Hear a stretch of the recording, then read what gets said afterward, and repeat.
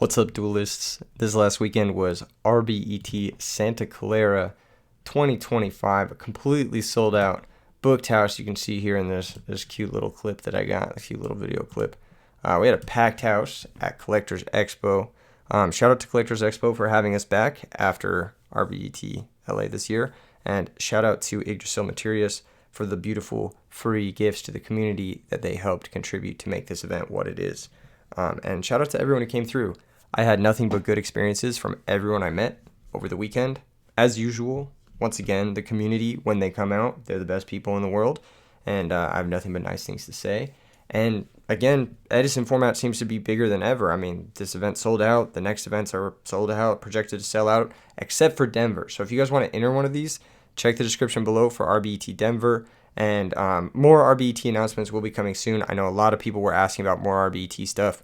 We're just finalizing a few things, making sure that they're good to announce. I don't like to announce things like before they're ready, basically. So we just got to make sure all the ducks are in a row, and then we'll get you guys more information as soon as possible. But this weekend was especially special, if that's not redundant or whatever. But the deck lists were incredible. These are some of my favorite deck lists out of any RBET. I think people really brought their A game in terms of deck design for this weekend. There was a lot of great play too. There was a lot of really hype stuff too. And yeah, as usual, we got bangers. We got nothing but bangers. And I'll have a little bonus deck list at the end. So make sure you stick through to the end of this video. All right, let's get into the deck lists. That's why you guys are here. 16th place. Well, 9th through 16th. Everyone who made top 16 but didn't make it to the top 8. This is going to be Alan's deck list. This is his Hero Frog deck list. Now, looking at the main deck, there are some interesting choices. We got the 1 enemy controller, 2 Battle Fader, something a little bit reminiscent of OG Frog decks, as well as 2 Jar of Greed as a way to dig through the deck and bait backrow removal. I really do like enemy controller in this deck. It's one of my favorite cards in general in this format because it acts as a defensive option and an offensive option and an extender. It's kind of a 3-in-1 style card, and it works really well with Treatment Frog, obviously. Looking to the side deck, we've got an Ancient Gear Beast as a way to negate Battle Recruiters, Raikou, all sorts of really annoying cards. I actually really like this tech. He could have played a Revive King Hades, but Ancient Gear Beast has more defense and can't be deprisoned and can't be like Mirror Forced, which I think is a little bit better.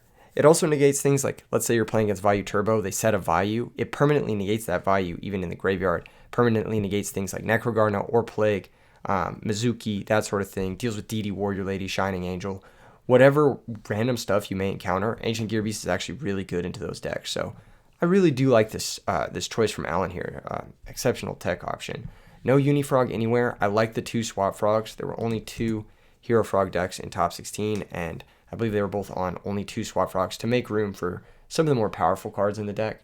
After you see the first Swap Frog, you don't really need to see more that often. Sometimes you do, but very rarely. Double Vanities, Double Dyna, and Solemn Judgment, so he could play a little bit of a protect the castle sideboard plan. Triple Dust Tornado, just a catch-all.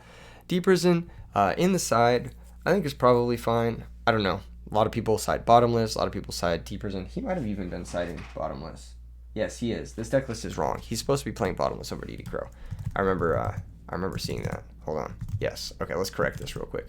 Yes. Sorry, guys. I just inputted these. I'm rushing them to get them out, but they should be accurate.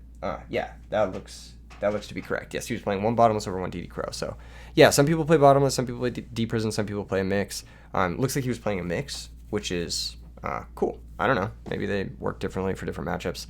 Extra deck is interesting. He's actually not playing any Junk Warrior. He did opt in on Mistworm and Armory Arm, which both must have come up for him more than Junk Warrior, which is understandable outside of like the new sort of offering Sphere of Chaos Frogs. Junk Warrior isn't going to come up as much. It still does come up, but maybe not as much as Armory Arm or Mistworm. Those are the other 2 choices I see cut here and there.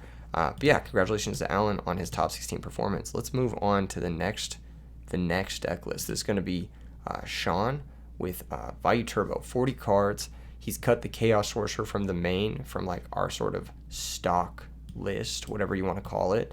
And then the side deck looks fairly straightforward with double Kaiku the Ghost Destroyer as a way to deal with the mirror match. Vayu Turbo was incredibly popular at RBET Indie, and so you'll notice a lot of sideboard choices to sort of adapt to that amount of Vayu Turbo. And I think it worked out really well for the players who did prepare for Vayu Turbo. They had a lot of success. Congratulations to Sean. I've talked about this deck quite a bit on the channel before. There's very few changes here that need to be talked about except for like the double Kaiku, but well played to Sean. Congrats on top 16. It was a very stacked tournament, very difficult one to get top 16 in. But speaking of players who prepared heavily for Vayu Turbo, let's go ahead and take a look at one of the most hyped deck lists of the weekend. This is going to be Tan's Garden Salad deck, which is Black Garden Plant Control deck, hard control deck. There aren't very many hard control decks in Edison format. This is going to be one of them. And he said when he spoke to me a little bit after his matches that he prepared heavily for the Vayu Turbo matchup with his list. And a lot of his deck choices lead me to believe that that is the case. Kaiser Coliseum, Skill Drain, and Rivalry both help lock up the field against Vayu Turbo. A lot of their removal, especially in Game 1, is monster-based. So if you can just prevent them from like their monster effects using Skill Drain, or prevent them from putting key monsters like Bryonic into play, Dad into play, for example, and just sort of keep them with a like a halved Armwing or something in play, then you can pretty much deck them out in a lot of cases, especially if you have enough negates to stop their one Space Typhoon, their one Heavy Storm. So you can just full resource control Game 1 against Vayu Turbo, which is really cool.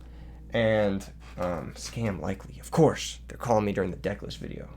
Smash like while I'm getting interrupted rudely by a call. Oh, and the plant cards are really a unique sort of way to approach this type of pure control deck.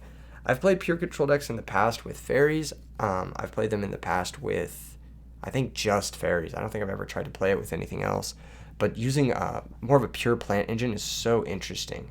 So this card, Prickle Fairy, I actually have never seen this card before. I didn't even know what it did prior to his feature match. I had to have the chat explain it to me. It says your opponent cannot attack insect monsters. That's not relevant. And it says if this card battle a monster at the end of the damage step, change that monster to defense position. So it can switch things to defense position, so you could run it over with like maybe Black Garden tokens or whatever it is. It just switches monsters to defense position and has 2,000 defense, and is a plant monster, which works under Rivalry with Black Garden, and also works in tandem with your plant synergies, like getting Titanial into play and then having guys to sacrifice to that.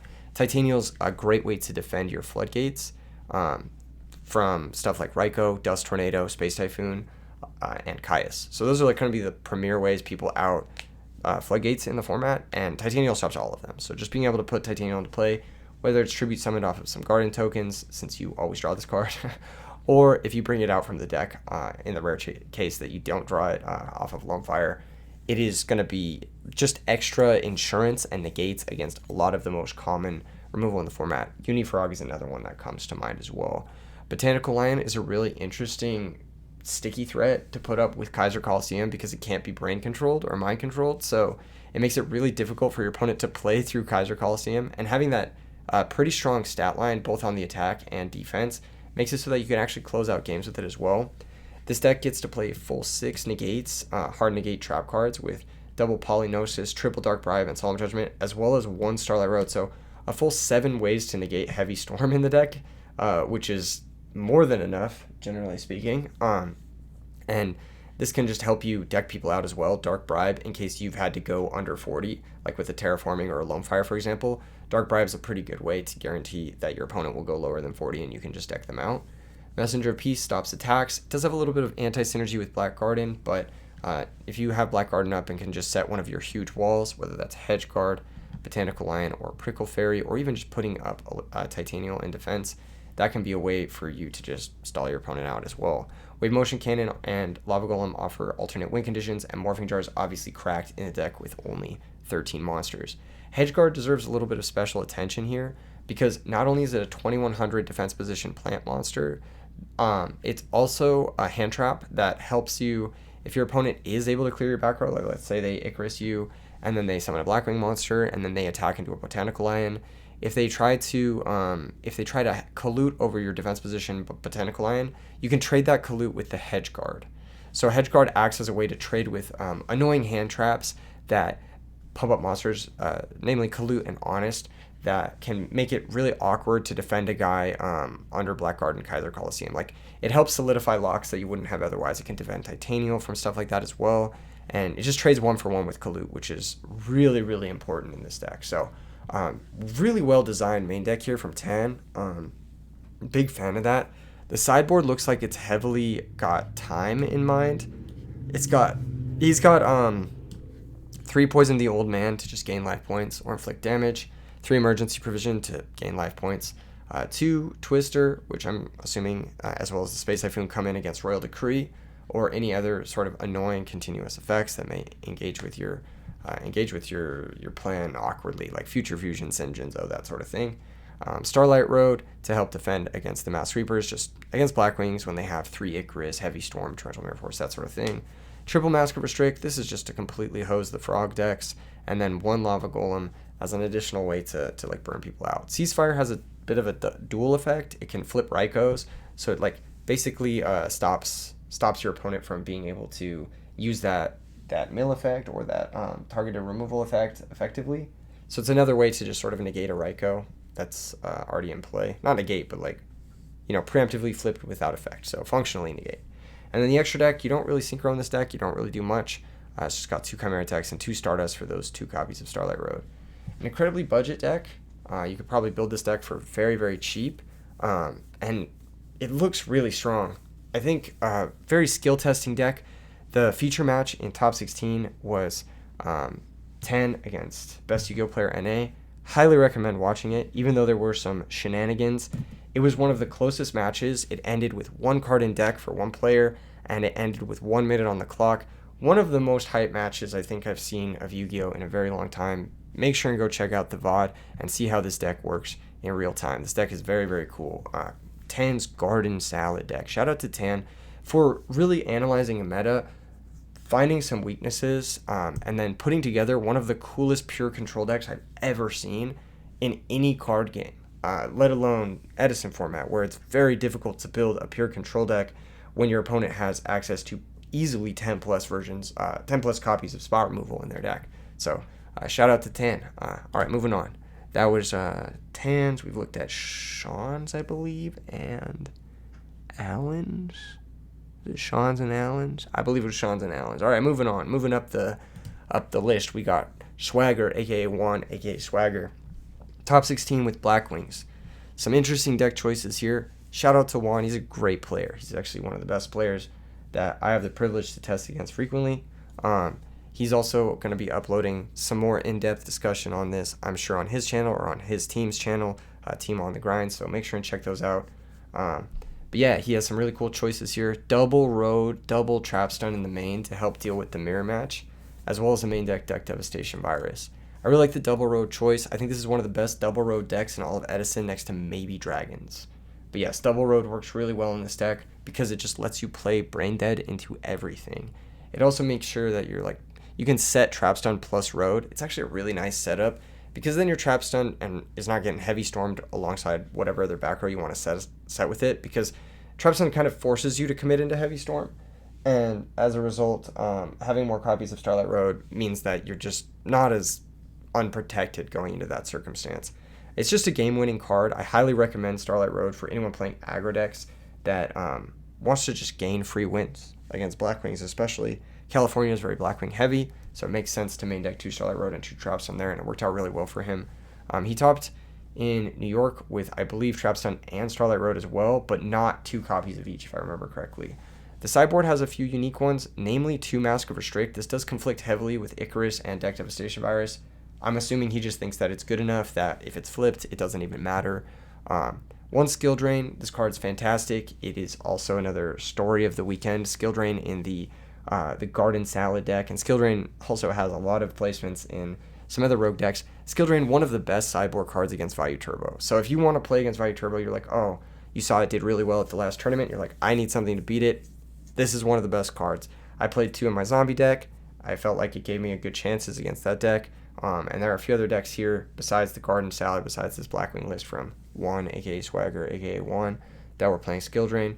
I think it's just a great sideboard card right now. He was also playing Soul Release. I'm not really sure why. I don't think this card is very good, but I'm curious to hear his thoughts in his deck profile. Go check that out, of course. All right, moving on. Top 16. Next one is going to be Matthew. Matthew with Vayu Turbo.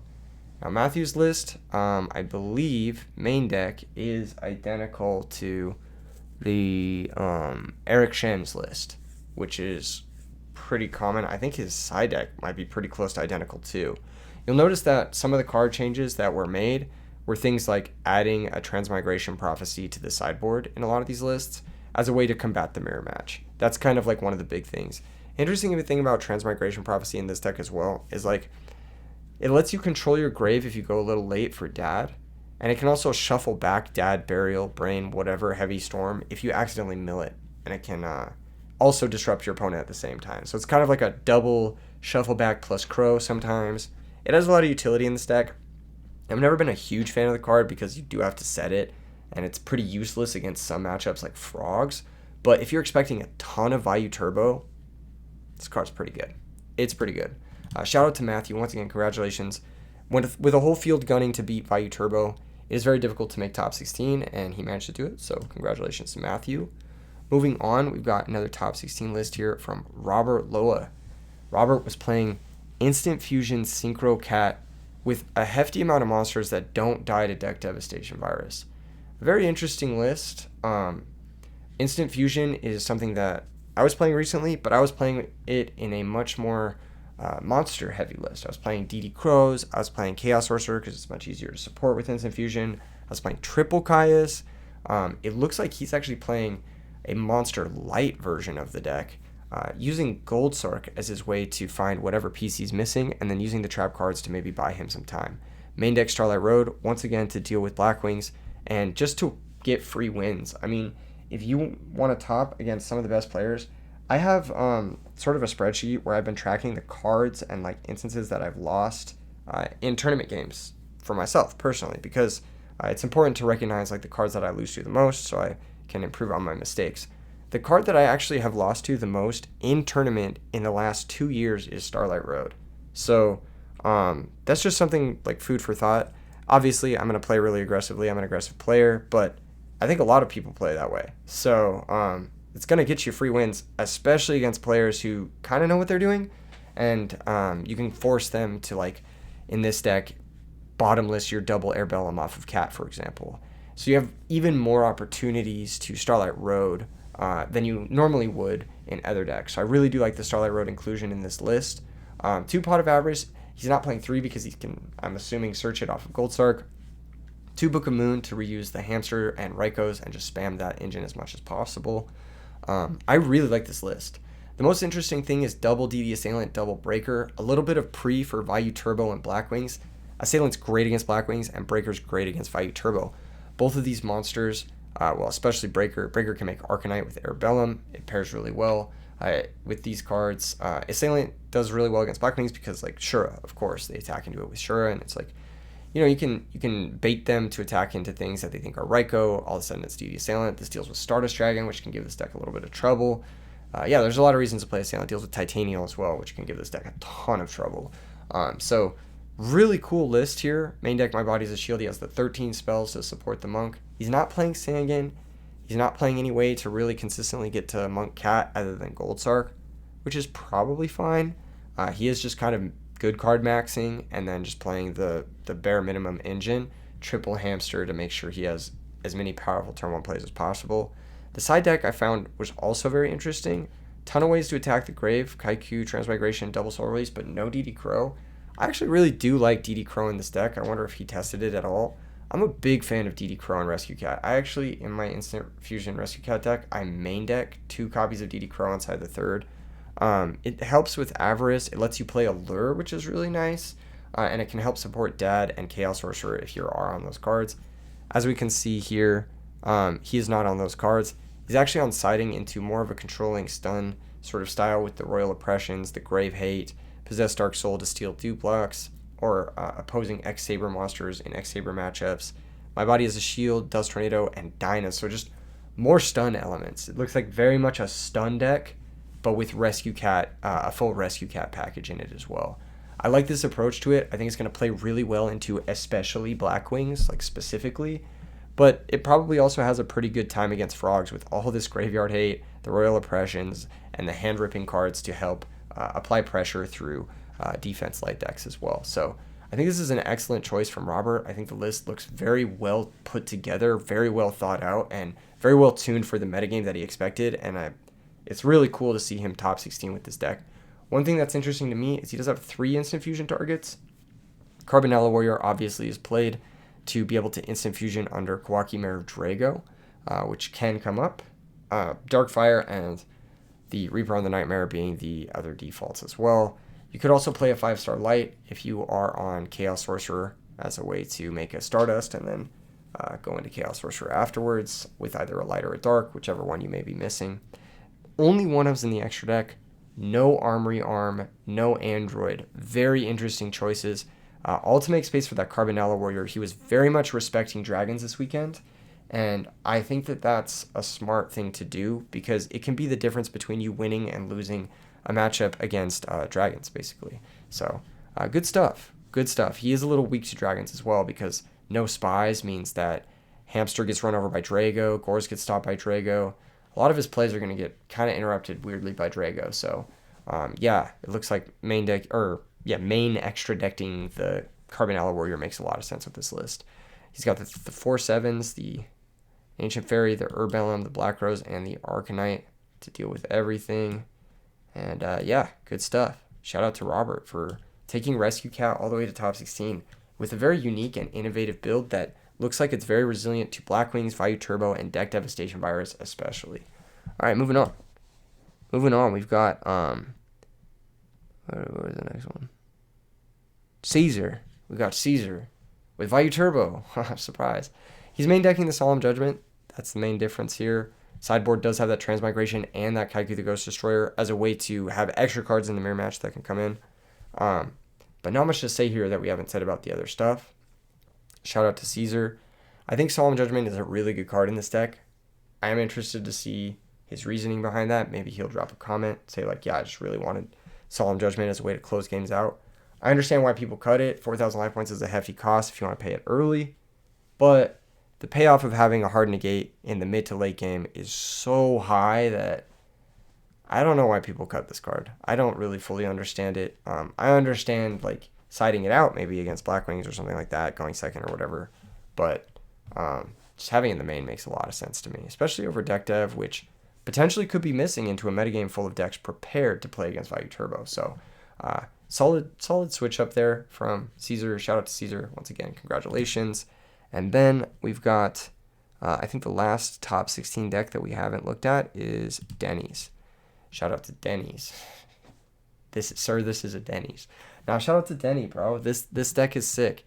He's playing a Frog deck with a small Fishborg package, the Death Frog and the Fishborg Blaster, 3 Upstart Goblins, and 3 ways to rip the hand.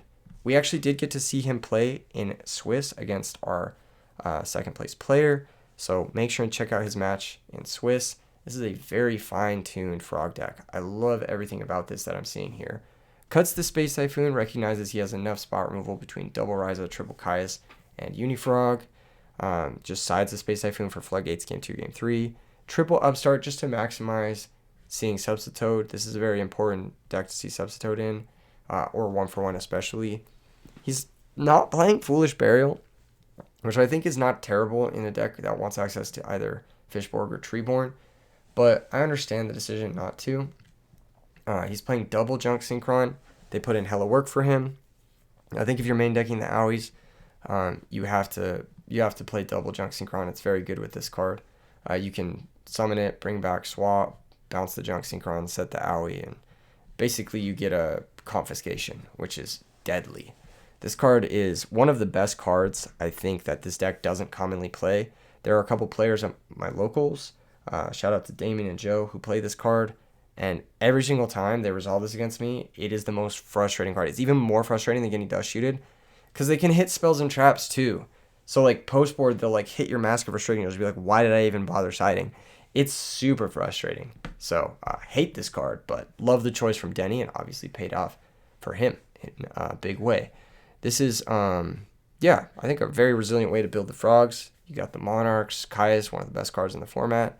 You got the Junk Synchrons and the Owies to interact with the opponent's cards. You got maximum interaction, triple Regeki Break as a way to blow stuff up. You've thinned on everything that you may not need. No like weird tech choices, just the best of the best cards. And then the sideboard is pretty similar. You see that Breaker and Assailant package yet again for, once again, Vayu Turbo and Blackwings. These cards can come in against. Assailant obviously is played over Warrior Lady because it doesn't get hit by deck dev. Warrior Lady, better card, more versatile effect, but it does get hit by deck dev, so Assailant is usually the choice. One Kaiku, the Ghost Destroyer, this actually protects your own graveyard, and it's a really annoying floodgate to deal with under the dupe block for decks like Vayu Turbo. They have a big trouble dealing with Kaiku, the Ghost Destroyer plus dupe block, I've noticed. Double DD Crow, way to interact with the grave, keep it simple. Triple Vanities, Fossil Dyna. I've noticed more and more Frog decks are playing heavy ways to shut off special summons for the mirror matches post-board ever since Fitz and Michael DeSantis' runs in RBET Las Vegas, where they were playing heavy counts of these cards. Space Typhoon does Tornado, double Deep Prison, and double Bottomless, so he's also playing a mix of the Deep Prison and Bottomless defensive cards. He can set up to a whopping 13 trap cards in his Frog deck, that's a lot of trap cards. 14 if you count Space Typhoon as a pseudo trap card, but yeah, that's a very defensive deck. These decks are taking on much more defensive positioning. These Frog Monarch style decks are taking on much more defensive positioning than we've ever seen them do historically, and it's kind of interesting to see how they've become these back row decks, to the point where, like, when I was creating sideboard plans for zombies and I was maining Royal Decree, I would actually just leave in Royal Decree against Frogs because they have like usually about 10 cards post board that you're hitting with it, which is a weird thing to say about Frogs. And it's also come to the point where like cards like Jinzo end up being weirdly good against Frogs because it locks their trap card in place, can't be activated, and then they can't bring back Treeborn Frog. Or cards like Cold Wave end up being even more devastating against the Frog deck. So very unique take from Denny. Shout out to him. I know he's had a lot of tournament success in the past with this style of Frog deck before. I believe he's won an Ultimate Time Wizard. If I'm wrong, I'm sorry, Denny. That's just what I heard. But yeah, good stuff. Shout out to Denny. That's going to be it for all the 9th through 16th place deck lists. A lot of creative stuff, a lot of responses to the metagame. You love to see players actually adapting. Let's move right into the top 8. So in 5th through 8th place, we've got Ricky with Ricky Turbo. Ricky's played Vayu Turbo a lot in RBETs, and he consistently has success. He's one of the most consistent players, and he always plays 2 copies of Book of Moon. He says it's very good in this deck. I'm inclined to agree. He's got a few other spicy choices in his build this time around that helped him get to top 8. A lot of people weren't prepared for this maybe. Main deck Lila, main deck Cold Wave over the Space Typhoon. I like this change a lot. I know a lot of players like Oscar Zelaya as well have tried this. A lot of really strong players and have had success. I think Cold Wave is insane. And if you can play it in your deck, you probably should. It's just a ridiculous card.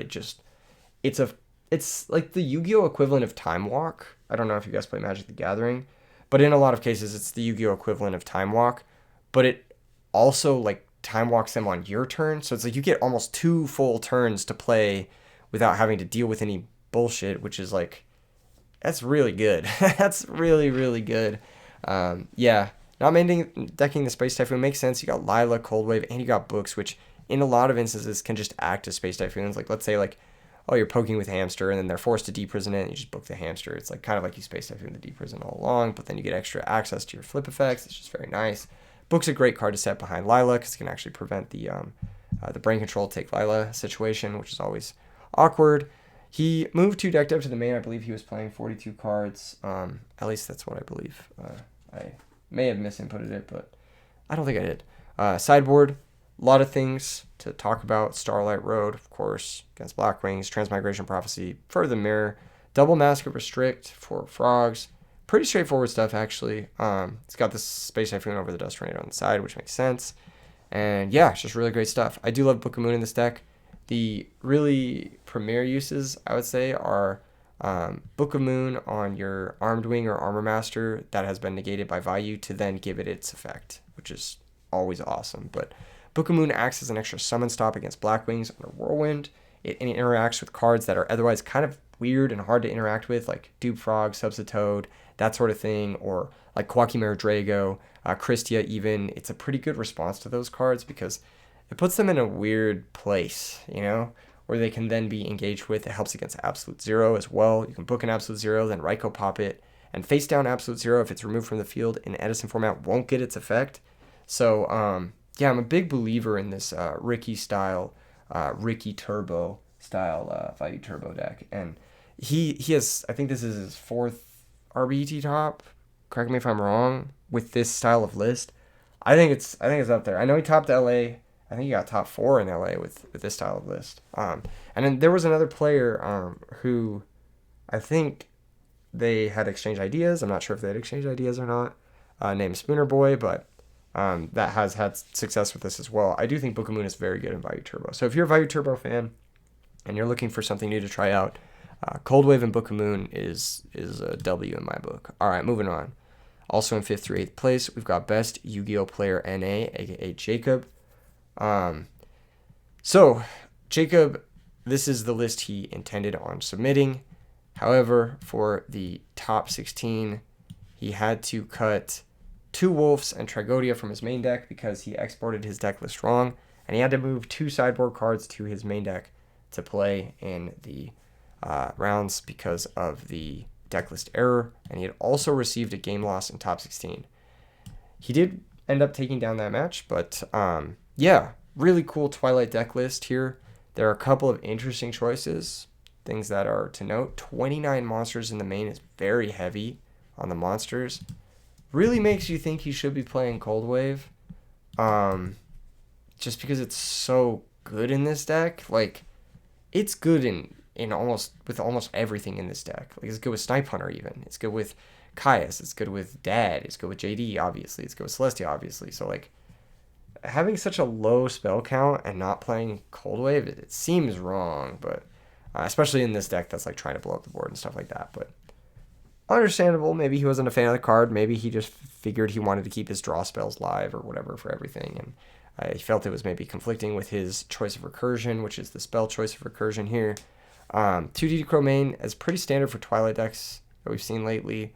I am not a fan of Snipe Hunter as a card, but if it works, it's pretty good. Discard anything, blow up anything can really help you get your grave set up for the JDs or for the Dark Armed or for whatever, really. And just being an extra dark for your Allure and being an extra dark for your Dad to mill is like, it's fine. You know what I mean? It's not going to be the end of the world. I'm not a big fan of this card, but if it hits, it fucking hits. So, yeah, good stuff. Shout out to Jacob. Normally he does play zombies. He played a really cool version of zombies last time. I was excited to see if he was going to bring that back, but I'm also excited to see him play Twilight as well. This is pretty cool. Snipe Hunter Necrogarna, also a little bit of a combo there. You pitch Necrogarna and then you miss, and then you use Necrogarna to defend your Snipe Hunter, and then you try again, and then you miss again, and then you leave the match. Just kidding.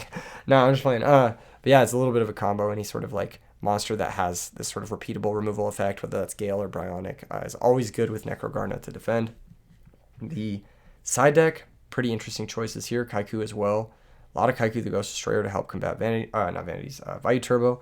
This deck does have a pretty good Vayu Turbo matchup. From what I've heard, the streets are saying that Twilight is really good against Vayu Turbo, so if you're looking for something to beat that deck, this may be something to try out. Thunder King Ryo, interesting choice, especially when not on Beckoning. Double Consecrated, double Cyber, and then random Treacherous Trap Hole. Shout out to Jake. I mean, he's just a solid player. Putting his name out there is like one of the dawns of Edison format. I think this is his 3rd or 4th top at this point, RBET as well. So, really good showing from Jake. All right, moving on. Top 8. 5th through 8th place, Alberto with Vayu Turbo. Is this correct? Is this correct? Alberto, correct me if this is correct. This should be correct, right? Hold on. Pause, champ. Pause, champ. No, this is correct. This is correct. Yes, this is correct. This is the most, I think, quote-unquote stock list that we've seen so far. Only changes really being the Kaiku the Ghost Destroyer in the side deck over the 3rd Grapher for the mirror match. But yes, shout out to Alberto. I believe he's a member of a Team Starlight. I don't know if you guys watch their content, stay up to date with their their news feeds and stuff like that. But check them out.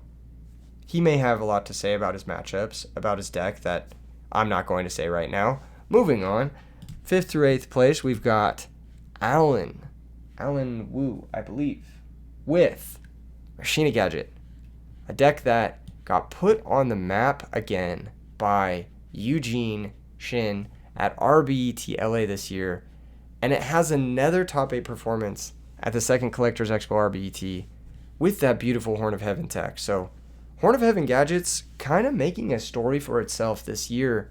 I think it's one of the most slept on decks in terms of aggressive potential. He did have a feature match, and I won't spoil the whole feature match for you, but he had a turn 1 kill in his feature match, which was crazy.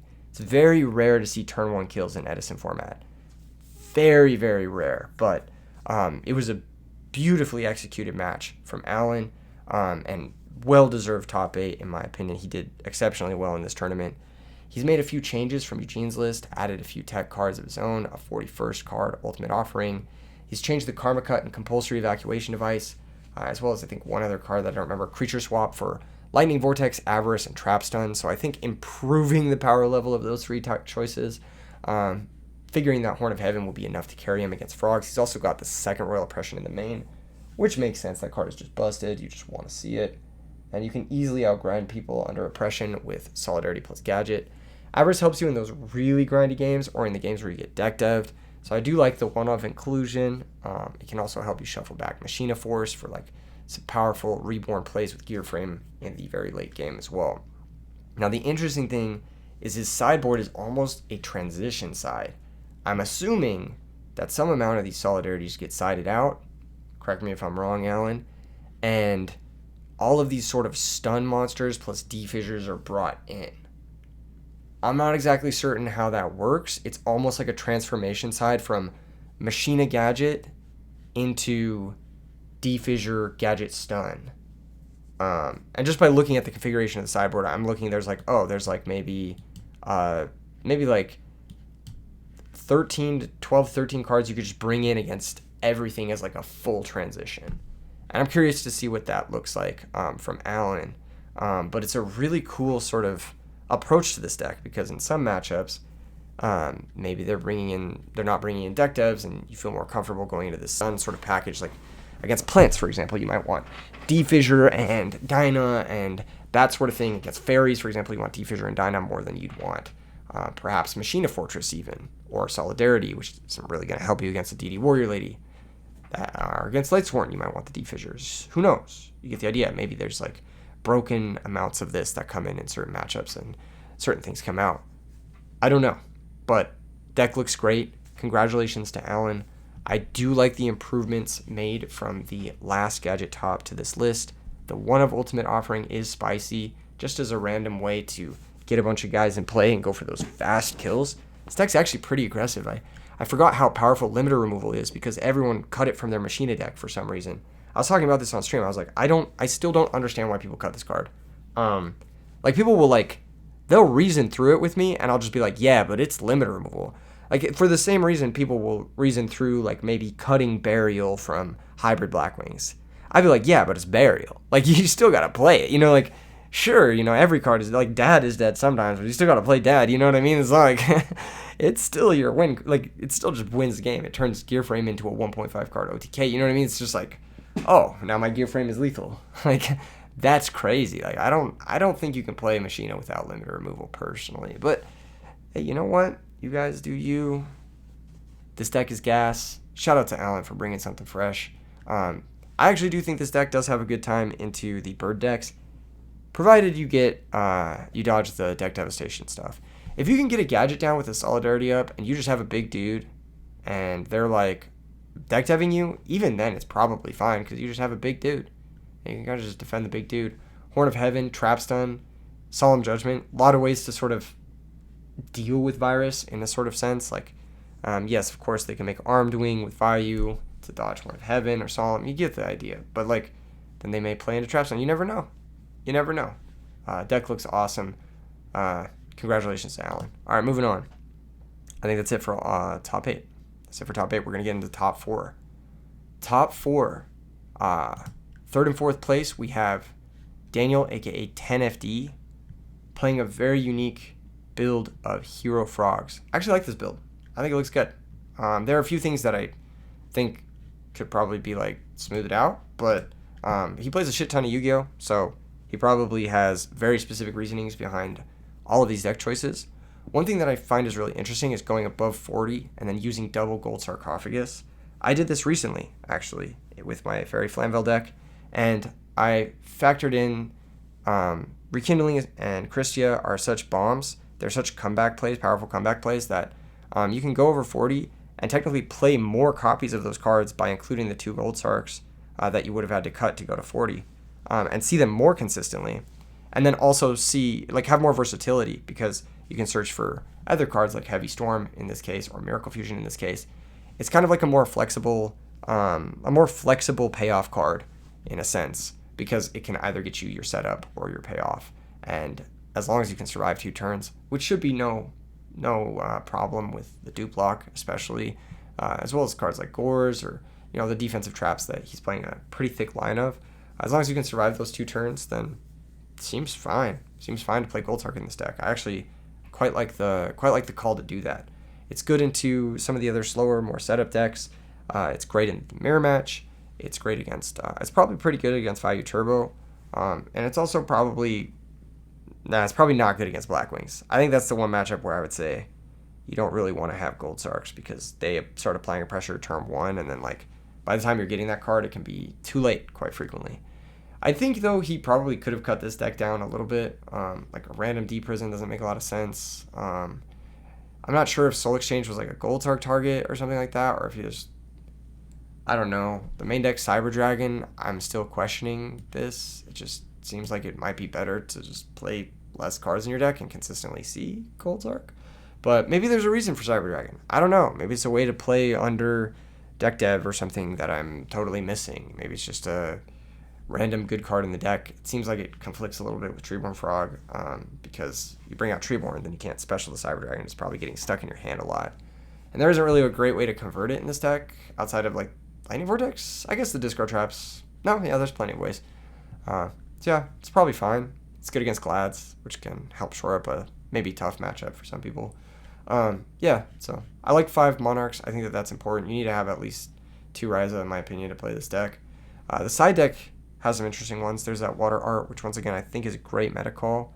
He's also got 4 copies of these Summon Stops, which not Summon Stops, Special Summon Stops, which again is a trend we're seeing in the Frog deck. Then there's some really fucking weird ones, like the side deck Mobius, side deck Junk Synchron. This looks just like vibes-based shit, which is cool, and I like it. I actually am on board. I mean, when are you ever really wanting Mobius over Ryza, for example? I don't really know. Probably never, but it's a cool card. I don't know. It works with Water Art, I guess. It's not like the weirdest thing. You could pitch it to Swap Frog. It works with Miracle Fusion, so it has more inherent synergy with the deck, but it does look kind of like a vibes-based sideboard card, and I'm here for it. I think siding based off of vibes, just siding power cards based off of vibes is that's the way to play, man. That's the way to play. Shout out to 10FD for this really interesting deck list. No bottomless trap hole, opting for compulsory evacuation instead. And then the extra deck is interesting as well. No Mistworm and no Armory Arm, opting for Uruk-Kizis and Junk Warrior. Uruk-Kizis is usually a time card in this deck, but sometimes it comes up, I guess. It's usually better to have Armory Arm, though, because Armory Arm definitely comes up with this deck. Yeah, so I wonder what the choice was there. The Uruk-Kizis, last minute Uruk-Kizis over Armory Arm or something like that. Just maybe Armory Arm never came up for him. I don't know. I think Armory Arm comes up enough where, especially you go Special Cyber, Normal Junk, bring back Treeborn, make a 3100 guy. There just seems like a lot of ways to take advantage of Armory Arm in this deck. Miracle, Summon Junk, Equip Armory Arm, burn for lethal type thing. Yeah, but very interesting stuff. He's been playing this deck for a very long time. He probably knows a lot more about it than what I'm saying, especially the minutia of the card choices, the 1 random D Prison, the 43 card count.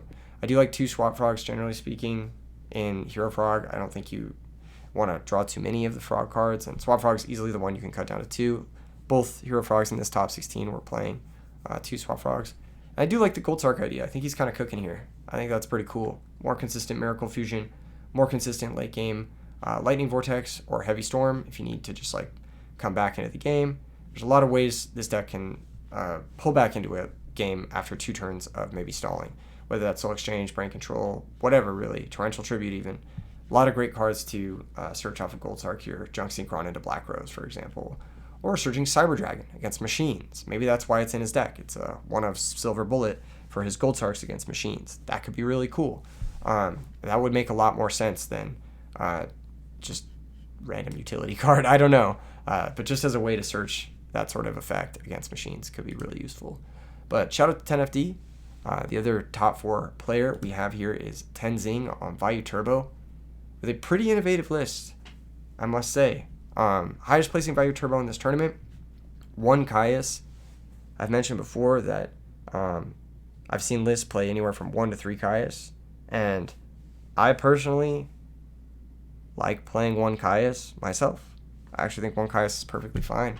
It's a great card, don't get me wrong, but in a deck where you have 24 monsters and they're all normal summons, I'm not really a big fan of Lila. I'll say that much, but I'm not sure if I would have cut the second Caius for Lila, but I can understand the reasoning. Lila going second, especially in the mirror match, can sometimes be a little bit more active than the second Caius. It can break a Deep Prison, break a Dust Tornado, then it can get your action going, get you stabilized on your back row, maybe mill you into one of your 8 great mills in this deck, and figure stuff out from there. And then he's also on main deck Starlight Road, which, like I said, there was a lot of Starlight Road in this tournament, and it performed really well. And it's one of those cards that has beaten me more than any other card. Well, it is the card that has beaten me more than any other card in tournament thus far over the last 2 years. It's number 1, Starlight Road. Number 2, Deck Devastation Virus. Number 3, the combination of Burial and Dark Armed in tandem. Those are my 3 most lost to things. And he's playing all 3 of them in this deck. So this looks fucking genuinely terrifying. I do not want to run into a Game 1 Starlight Road against Vayu Turbo. That sounds scary. That sounds very scary. It's obviously not the best card in the mirror match, but it's really good against everything else. So, yeah, big fan of the main deck here. The side deck, once again, got that Icarus attack, kind of a juicy surprise card. Smashing Ground, no doubt to help deal with Titanial. Titanial maybe a little bit on his radar. And then Transmigration Prophecy for the mirror match, as well as that Kaiku, the Ghost Destroyer for the mirror match. So, shout out to Tenzing. Incredible placement. He had to face a very difficult opponent in top 4, whose deck we are going to take a look at right now. Our second place player, Brett Perez, aka New Syntax on Discord, got all the way to second place at RBET Santa Clara with Jacob Plants or Aggro Plants or Plant Beat. And there's a lot of fundamentals in this deck that are amazing. Brett's a great player. He's been playing Edison format competitively for a long time now. He has consistent placements at a lot of the local events he enters. I say local in air quotes because SoCal local events are usually bigger than most places' regional events. Yeah, he does very well with a wide variety of decks, and he did exceptionally well at Santa Clara, making it all the way to the finals with a deck that a lot of people would consider to be not very good, but he proved them wrong. Let's look a little bit at his configuration. I think he made a lot of improvements on Jacob's sort of aggro build while keeping the strengths. The big thing that I want to focus on here is that 1900 attack points is a great place to be in the metagame. It clears Stratos from Hero Frogs, it clears Shura from Blackwings, and it clears Hamster from Vayu Turbo as well as Greffer from Vayu Turbo. So 1900 attack points is like a really key spot you want to be in for aggro decks. It also makes sure that you can clear Laquari against Glads. There's just so many like 1800 Machina Gear Frame guys stat lined that are like common in the format. Like they're the most commonly played monsters that like if you just have a glut of 1900 monsters, you're going to be guaranteed a lot of free pluses running over those openers. Lilas, Arcuses in defense, whatever it is. Janes, you know what I mean? All of the monsters in the format just kind of get beat over by this, and it's kind of an inherent free plus that you get, especially when going second. And then on top of that, 1900 is a great stat line because it doesn't get hit by deck dev. So he really heavily leaned into that, maximizing Gravity Rose and Botanical Lion. I love this approach. I think this is very smart. I think it's very intelligent deck building into the metagame. 2 Lone Fire, it's going to be your best card in the deck. Gets you Titanial, of course. 2 Dandelion, it's your value engine. It's just great. It's great discard fodder or sacrifice fodder or send fodder off of Gravity Rose. It's how you build multi-negate boards with Titanial. Dandelion is one of the best cards in the format, and the fact that it isn't played as commonly as it maybe should be is sacrilegious. It's offensive to me almost. It's also not a bad hit off of deck dev. Like if they hit it, it's like, oh, I got 2 free tokens now. They have to deal with this, or I'm going to level up into Titanial or Caius, or who knows? Maybe I'm going to limit reverse back my Debris Dragon and start making synchros. You know what I mean? Like there's a lot of stuff you can do with those 2 tokens in this deck. And you could even sacrifice them to Polynosis, whatever. They're just like incredibly useful in this deck. So makes sense to play both. Double Titanial, obviously, because it's the bomb in this deck. That's your big payoff. Getting Titanial into play is your big end game. Oftentimes, when we watched him on camera, and we saw several of his matches on camera, we saw him with a Titanial in play, just locking his opponent out of the game. His opponent would have like 4 or 5 cards, most of them unusable into Titanial, and they would just fall apart to the 2,800 beats in 3 turns. So that's obviously, got to play it. If you draw 1, you can tribute summon it off of Dandy tokens, or you can set up some sort of discard into Miracle Fertilizer situation as well. And then you have the second one in deck for your Lone Fires in case things go south. No Sangan, probably trying to minimize on deck devastation targets. I think one interesting thing he could have done is maybe cut a Debris for a Sangan, but I like the Debris because it's a little bit faster than Sangan. A common play pattern with this deck is summon Gravirose turn 1 and then defend it. And then on your turn, you send a Dandy, and the best follow-up play there is going to be normal summon Debris Dragon target Dandelion. It's just going to be the best follow-up play, hands down. Because then you make a Stardust, then you've got Stardust Gravirose, and then things start to cascade in your advantage there. So I do like maybe cutting the Sangan for a more aggressive and faster approach to follow up on your premier opener, which is Quakimeru Gravirose. Lord Poison is a late-game Titanial that you can just crash. It's a damage step Titanial that you can bring out under Royal Oppression. It's a very powerful utility card in this deck. People can attack into it. You can float into a Dandelion and sack the Dandelion for Caius, chain block the Dandy tokens on Oppression. There's so many cool things you can do with Lord Poison in this deck. I think it's a must include. Botanical Line also levels up if you have tokens out. Like let's say you have a couple Dandy tokens. This is just a 2,500 normal summon, which is ridiculous. Like that's very strong. Insane stats. Gets over Caius, gets over Armed Wing, gets over everything. So and not being able to be brain controlled is very good. Like just being brain control immune for the majority of your deck is going to give you a lot of late game situations where your opponent's looking at the brain control and they're like, damn, I should have sided this out. Actually forcing people to side out the powerful card that is brain control while getting to play brain control and an extra brain control for yourself is it puts your deck a leg up on the competition, more or less. 2 Caiuses, he's just Caius, let's be real. And then Gores, it's Gores, let's be real. The trap lineup is really interesting. Triple Deeper Than, double Bottomless, double Phoenix Wing, and then Starlight, Solemn, Polynosis to sort of defend the heavier back row lineup here. 2 ways to reanimate things and Call of the Honda and Limit Reverse, as well as the fertilizers to reanimate things. So 4 ways to reanimate things, 6 if you count Debris Dragon. Torrential Mirror Force, Dust Shoot, no explanation needed. Polynosis seems great in this deck. It's just an extra Solemn Judgment. Great in every situation. You want Solemns in every situation. It's like one of the best things you could have access to. And just playing a 1-of makes sure you're not going to brick on it ever. You're never going to draw multiples or draw without a plant. 14 plants makes sure that it's usually pretty live. It's like playing a lure with 14 darks is a good way to think about it. And it works really nicely with the tokens and just like looping those tokens. Copy Plant's an interesting one. It's kind of just a way to -1 into a Stardust. Like let's say you summon a Gravirose and then on your turn you send Dandelion, you get some tokens. You can summon Copy Plant, copy the Gravirose, and then you can make a 5, 6, or an 8 there, which is pretty cool. The fact that it's a plant is kind of nice. There are some other setups too where you can like sacrifice the Dandelion for a Lone Fire Blossom effect, get tokens, and then bring out Copy Plant, and then you can do some interesting stuff there where you like copy the Lone Fire, and then you can make like variable levels as well. It's just a utility card. I'm not a big fan of it, but I understand why it was played. It makes sense to me. And obviously it's like just one of those cards you kind of have to play. You kind of have to play this Garnet to have full utility off of the Lone Fire Blossom. So main deck looks incredibly tight, incredibly solid. Gravirose is a very powerful opener. It's like a 1900 Armageddonite if it sticks around. That's crazy good. And the thing is, Armageddoniting is Dandelion, which is one of the best cards in the format. So when sent to the graveyard, of course. So it gives you very consistent Dandy access. I'm curious to see if this type of core could work in a quick draw build, like with just 1 quick draw or something like that, and then like maybe a Necro Garden as well to send off the Gravirose. But I'm dreaming here. I'm daydreaming. Obviously, this build is tested, proven, and has put up a ton of results for Brett. The sideboard is where things get super, super interesting. So remember how I was saying Skill Drain is really good against Vayu Turbo? We watched him dismantle Vayu Turbo after Vayu Turbo after Vayu Turbo on camera with his sideboard plan. His opponent would think he was on a ton of monsters that are weak to deck dev. Post board, you can just side out these 4 monsters, and you have like 2 Lone Fires that get hit by deck dev. You've got Barbaros Skill Drain, which is just 3,000 normal summon. You've got hella ways to defend those Skill Drains. You can even shut off your own Skill Drain on your turn with Trap Stun. He said to me himself that Skill Drain and Trap Stun were the 2 MVPs for him in his side deck this weekend. Trap Pulls, obviously, for Blackwings. Lightning Vortex to deal with like dupe blocks, that sort of thing. Absolute Zeros, whatever. Lightning Vortexes look pretty good for him as well. And yeah, just like side into some beat stuff, a few stun monsters, a few floodgates. Keep it simple, but high power level. One thing to note about this deck that's really cool is that Lone Fire Blossom actually still does work under Skill Drain, and Titanium also works as long as it's tributing itself. So you can defend your Skill Drain pretty easily. Stardust also works under Skill Drain. So you can defend your Skill Drain pretty easily if you set up one of your big boys first, or big girls in this case.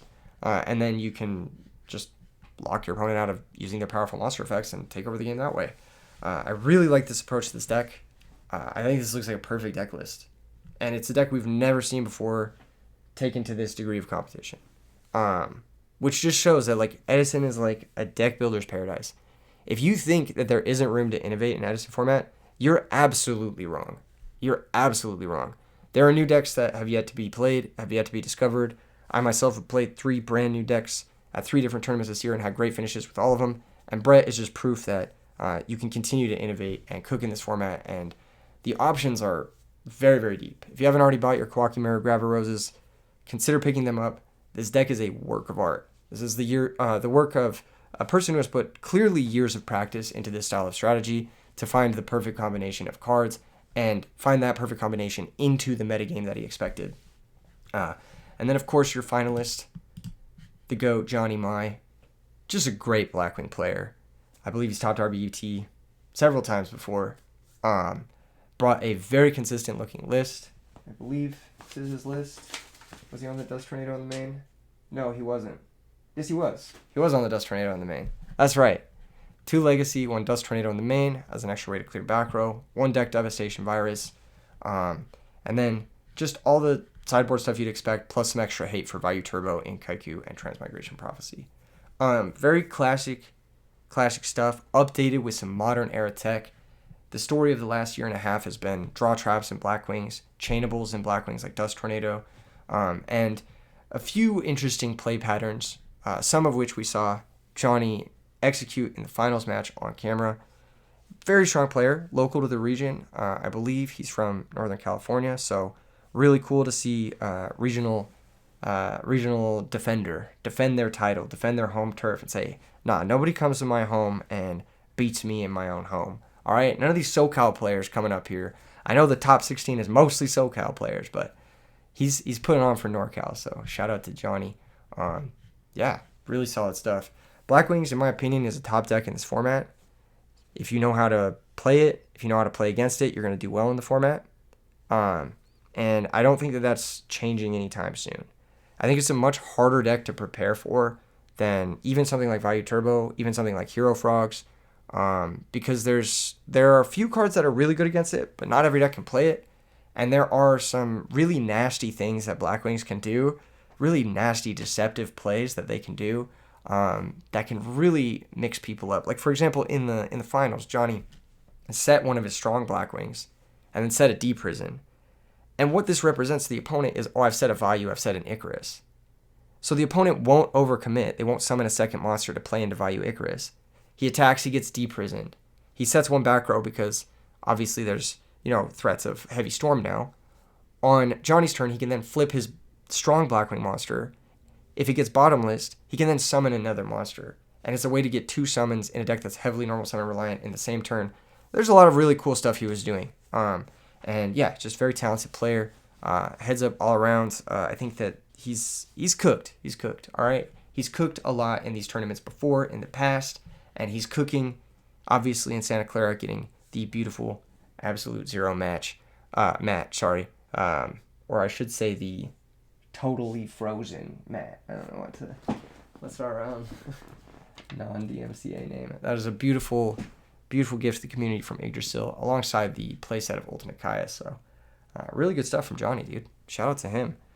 Amazing finals match, by the way, between Johnny and Brett. Two titans of the game. I'm excited to see more from them in the future, especially on camera. And I'm excited to see more hype stuff in RBET in the future as well. RBET Denver is coming up. If any of these decks spoke to you, or if you think you have a brew that is tournament ready and you want to take and try to go basically 7-1 to guarantee your top cut then sign up for RBET Denver. Check the description below. We do have a little bit of a bonus deck list. I'm going to leave you with youtube.com. I have to go to YouTube first. /swagger. Oh my gosh, we have to go to YouTube. I'm unprepared. I didn't open the tab. I'm sorry, guys. I'm sorry, guys. Oh, look, there it is. First place. Shout out Legacy Retro Formats as well. Where is Swagger? I'll just search it. It should come up. Swagger Yu-Gi-Oh. There he is. He managed to capture the deck list that everyone was asking for on stream. You know the one. You see him. You know him. Mr. Z, Daniel, with Remove Brainwashing. Everyone saw this insane deck. Remove Brainwashing with Magic Planters and Beast King Barbaros. Yet another Beast King Barbaros crushing it on camera. If you guys wanted to see his build, he didn't quite make it into top 16. He was very, very close. But if you guys want to see this nasty OTK combo deck that also gets to play some really tricky cards to deal with, go check out Swagger on YouTube. Drop a like, subscribe to him, and copy the deck profile. I'll see you guys in the next video. More RBET announcements inevitably coming up soon. And thank you guys for continued support on this tournament series. It's been an absolute pleasure. We're going to ramp it up a little bit because obviously Ultimate Time Wizard is canceled in North America, which is still a shame, but we're going to do what we can for the community. See you in the next one. Peace.